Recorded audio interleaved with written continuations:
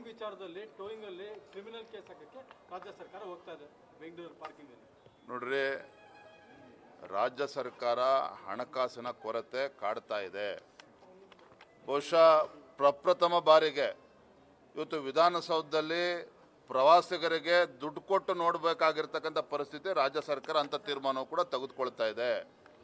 ರಾಜ್ಯದಲ್ಲಿ ಅಭಿವೃದ್ಧಿ ಇಲ್ಲ, ಅಭಿವೃದ್ಧಿಗೆ ಹಣವನ್ನು ಕ್ರೋಢೀಕರಿಸೋದಕ್ಕೆ ಮುಖ್ಯಮಂತ್ರಿಗಳಿಗೆ ಹಣಕಾಸಿನ ಸಚಿವರಿಗೆ ಸಾಧ್ಯ ಆಗ್ತಾ ಇಲ್ಲ. ನೀವು ನೋಡಿದ್ರಿ, ಬೆಂಗಳೂರು ಮಹಾನಗರದಲ್ಲಿ ಕಸಕ್ಕೂ ಕೂಡ ಅದಕ್ಕೆ ಟ್ಯಾಕ್ಸ್ ಹಾಕಿದ್ದಾರೆ. ಈಗ ವಿಧಾನಸೌಧ ನೋಡೋದಕ್ಕೆ ಬರ್ತಕ್ಕಂಥ ಪ್ರವಾಸಿಗರು ಕೂಡ ದುಡ್ಡು ಕೊಟ್ಟು ನೋಡಬೇಕಾಗಿದೆ.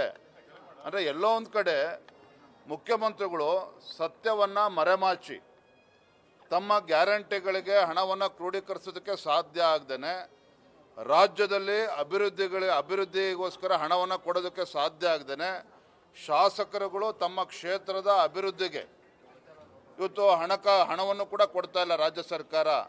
ಹಾಗಾಗಿ ಇವತ್ತು ಏನು ಬೇಕಾದರೂ ಕೂಡ ತೀರ್ಮಾನ ಮಾಡ್ತಾ ಇದ್ದಾರೆ. ಹಾಗಾಗಿ ಈ ರೀತಿಗಳು ಇವತ್ತು ಪ್ರವಾಸಿಗರು ಕೂಡ ಟ್ಯಾಕ್ಸ್ ದುಡ್ಡನ್ನು ಫೀಸನ್ನು ಕಟ್ಟಿಸ್ಕೊಳ್ತಕ್ಕಂಥದ್ದು ನಿರ್ಲಕ್ಷ್ಯ ತೋರ್ತಾ ಇದೆ ಅಂತ ಅನ್ಸುತ್ತೆ. ಈಗಿನ್ನು ನಿನ್ನೆ ಮೊನ್ನೆಯಿಂದ ಇದು ಚರ್ಚೆ ನಡೀತಾ ಇದೆ. ಒಂದೇ ಸಲ ಇವತ್ತು ರಾಜ್ಯ ಸರ್ಕಾರಗಳು ತೀರ್ಮಾನ ಮಾಡೋದಕ್ಕಾಗೋದಿಲ್ಲ. ಕೇಂದ್ರ ಸರ್ಕಾರನೂ ಕೂಡ ಅಲ್ಲಿಂದನೂ ಕೂಡ ಹೆಲ್ತ್ ಡಿಪಾರ್ಟ್ಮೆಂಟ್ ಡೈರೆಕ್ಷನ್ಸ್ ಬರ್ತದೆ, ತೀರ್ಮಾನ ಮಾಡ್ತಾರೆ. ಅದನ್ನು ಗಾಬರಿ ಪಡ್ತಕ್ಕಂಥದ್ದು ಆತಂಕ ಇದಂತೇಳಿ ಗಂಭೀರ ತೆಗೆದುಕೋಬಾರ್ದು ಅಂತಲೂ ಹೇಳ್ತಾ ಇಲ್ಲ. ರಾಜ್ಯ ಸರ್ಕಾರ ಗಮನಿಸಬೇಕಾಗ್ತದೆ.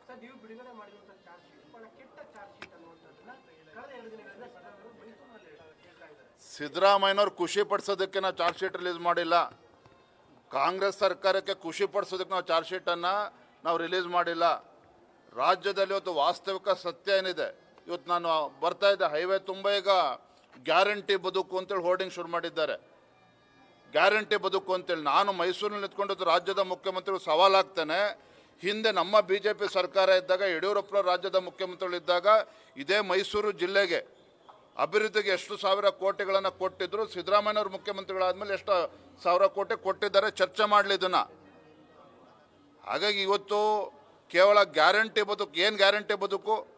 ತಿಂಗಳಿಗೆ 2,000 ಕೊಡ್ತೀರಿ ಅಂದರೆ ಗ್ಯಾರಂಟಿ ಬದುಕಾಗ್ತದ? ಇವತ್ತು ಗ್ರಾಮೀಣ ಭಾಗದಲ್ಲಿ ಇವತ್ತು ಆ ತಾಯಂದಿರ ಬದುಕನ್ನು ಕಟ್ಟಿಕೊಡ್ತಕ್ಕಂಥ ಸಲುವಾಗಿ ಇವತ್ತು ಕಾರ್ಯಕ್ರಮಗಳನ್ನು ಕೊಟ್ಟಿದ್ದೀರಿ? ರೈತರಿಗೆ ಇವತ್ತು ಅನುಕೂಲ ಆಗೋ ರೀತಿಯಲ್ಲಿ ಯಾವ ಕಾರ್ಯಕ್ರಮನ ಘೋಷಣೆ ಮಾಡಿದ್ದೀರಿ? ಕೇವಲ ಜಾಹೀರಾತಿನ ಸರ್ಕಾರ ಇವತ್ತು ಆಗಿದೆ ಕಾಂಗ್ರೆಸ್ ಸರ್ಕಾರ. ಸಿದ್ದರಾಮಯ್ಯ ನೇತೃತ್ವದ ಕಾಂಗ್ರೆಸ್ ಸರ್ಕಾರ ಇವತ್ತು ಜಾಹೀರಾತಿನ ಸರ್ಕಾರ ಆಗಿದೆ ಹೊರತು ಇವತ್ತು ಜನರಲ್ಲಿ ಜಾಗೃತಿಯನ್ನು ಮೂಡಿಸಿ ಅಭಿವೃದ್ಧಿ ಮಾಡ್ತಕ್ಕಂಥ ಸರ್ಕಾರ ಇದಲ್ಲ. ಯಾವುದೇ ಅಭಿವೃದ್ಧಿಗೆ ಇವತ್ತು ಹಣವೂ ಕೂಡ ಸರ್ಕಾರದಲ್ಲಿಲ್ಲ.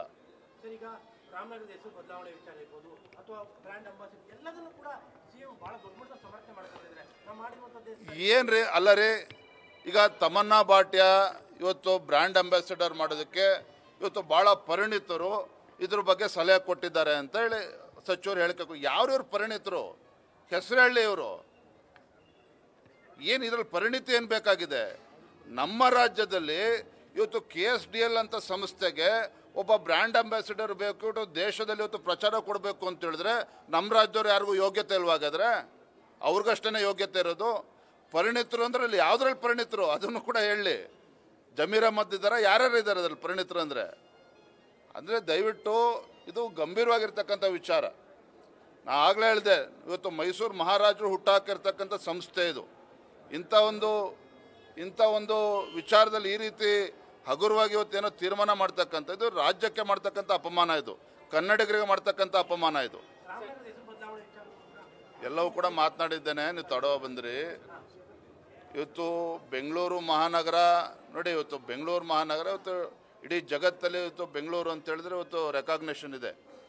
ಅದು ರಾಮನಗರ ಅಂತ ಹೇಳಿದ್ರೆ ಇವತ್ತು ಎಲ್ಲೋ ಒಂದು ಕಡೆ DK ಶಿವಕುಮಾರ್ ಅವ್ರಿಗೆ ಮುಜುಗರ ಆಗ್ತಾ ಇದೆ. ಹಾಗಾದ್ರೆ ನಾವು ರಾಮನಗರ ಅಂತೇಳಿ ಹೆಸರು ಕರೆಯೋದಕ್ಕೆ ಅವ್ರಿಗೆ ಯಾಕತ್ತೋ ಆ ರಾಮನಗರದಲ್ಲಿ ರಾಮ ಅಂತ ಇದೆಯಲ್ಲ ಅದಕ್ಕೇನಾದ್ರು ಅವ್ರಿಗೆ ಮುಜುಗರ ಆಗ್ತಾ ಇದೆ. ಹಾಗಾದ್ರೆ ಈ ರೀತಿ ಮನಸೋ ಇಚ್ಛೆ ರೀತಿ ರಾಜ್ಯ ಸರ್ಕಾರ ತೀರ್ಮಾನ ಮಾಡ್ತದೆ ಅಂತ ಹೇಳಿದ್ರೆ ರಾಜ್ಯದಲ್ಲಿರ್ತಕ್ಕಂಥ ಎಲ್ಲ ಜಿಲ್ಲೆಗಳಿಗೂ ಕೂಡ ಬೆಂಗಳೂರು ಅಂತ ಹೆಸರು ಸೇರಿಸ್ಲಿ. ಹಾಗಾದ್ರೆ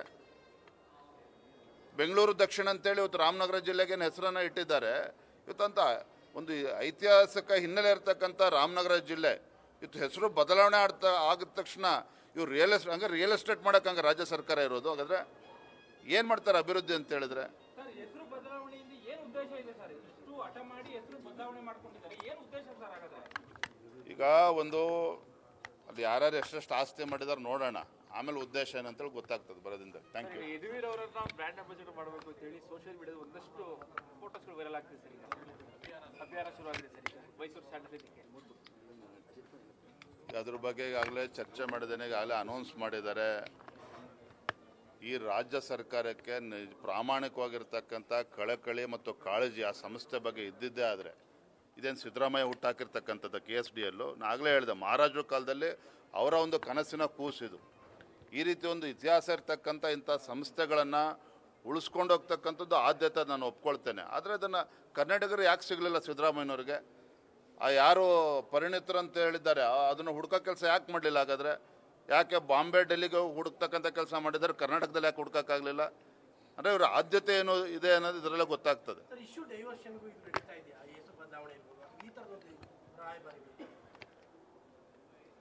ರಾಜ್ಯ ಸರ್ಕಾರಕ್ಕೆ ರಿಯಲ್ ಎಸ್ಟೇಟ್ ಇವತ್ತು ಆದ್ಯತೆ ಆಗಿದೆ.